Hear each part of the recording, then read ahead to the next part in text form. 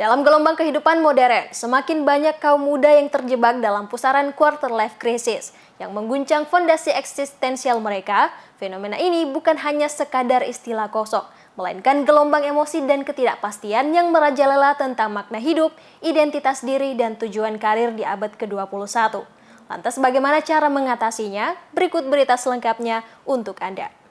Quarter life crisis bukan hanya sekadar istilah modis, tetapi lebih merupakan perjalanan batin yang penuh tantangan di awal usia dewasa.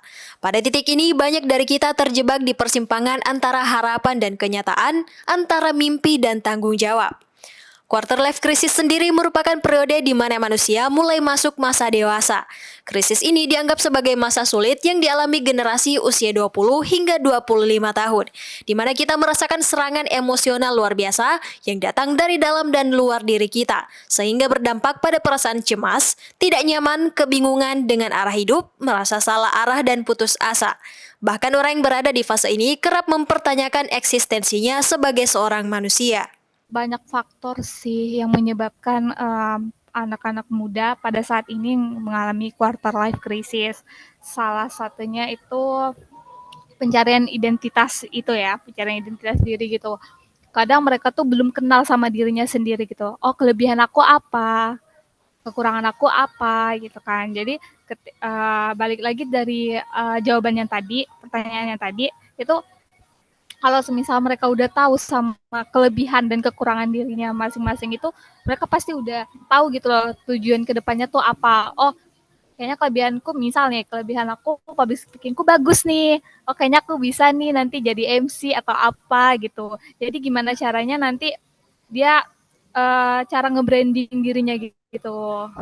Nah, untuk faktor lainnya itu biasanya dukungan sosialnya sih. Kadang kan ada beberapa orang itu ya kurang dukungan ya satu sama lain. Kayak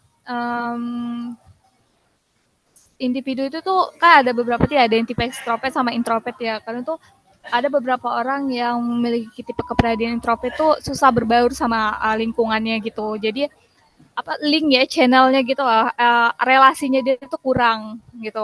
Jadi dari situ juga dia kalau semisal relasinya bagus, dia mungkin bisa menata tujuan hidupnya ke depannya gitu. Oh, misalnya bergaul sama orang-orang yang berada di organisasi, misal organisasi HMI yang lagi booming sekarang, HMI atau apa gitu kan. Itu kan mereka kan pasti punya tujuan hidupnya ke depannya gitu kan, kayak sambil ngobrol gitu sama temen. Oh, aku nanti ini loh mau pergi mau pergi kerja ke, abis kuliah ini aku mau pergi, rencananya pergi kerja ke sebuah biro psikologi apa gitu, nah kayak gitu. Istiqomah, seorang psikolog sewarasnya asal Yogyakarta, membenarkan bahwa pada usia 20-an, manusia cenderung kurang tertawa karena pada usia tersebut, manusia dihadapkan dengan berbagai tuntutan perkembangan, mulai dari pendidikan, asmara, karir, dan lain sebagainya.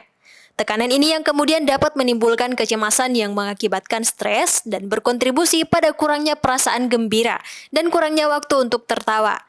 Selain itu, di fase ini kita sedang mencari identitas diri dan hal ini tentu sangat membingungkan, terutama ketika kita tidak memiliki planning ke depannya akan seperti apa, sehingga cara ataupun apa yang menjadi tujuan hidup masih menjadi tanda tanya besar. Ia juga membagikan sejumlah tips untuk mengatasi fase quarter life crisis, di antaranya yaitu dengan journaling dan konseling ke psikolog. Dia bisa melakukan konseling sama psikolog ataupun konselor ya, atau bisa juga mengembangkan keterampilan copingnya. Nah, biasanya kan orang-orang yang mengalami quarter life crisis itu kan rata-rata mengalami stres gitu kan.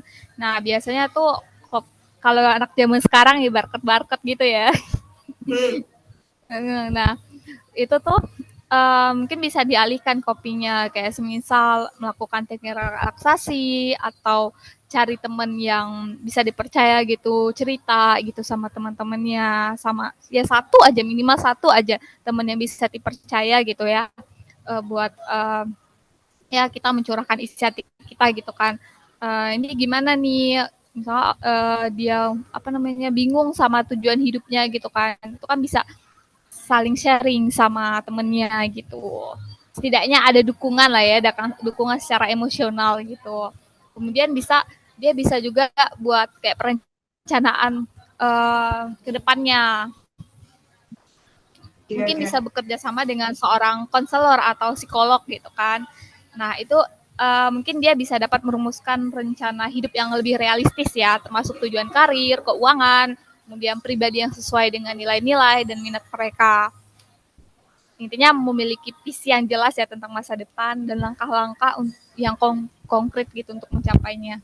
Meski terkesan tabu buat sebagian orang, namun melakukan konseling ke psikolog dapat menjadi solusi yang efektif dan sebagai bukti kepedulian kita terhadap diri sendiri. Bahkan saat ini, sejumlah platform termasuk kampus menyediakan konseling gratis buat mahasiswa dan masyarakat yang membutuhkan pendampingan oleh tenaga profesional.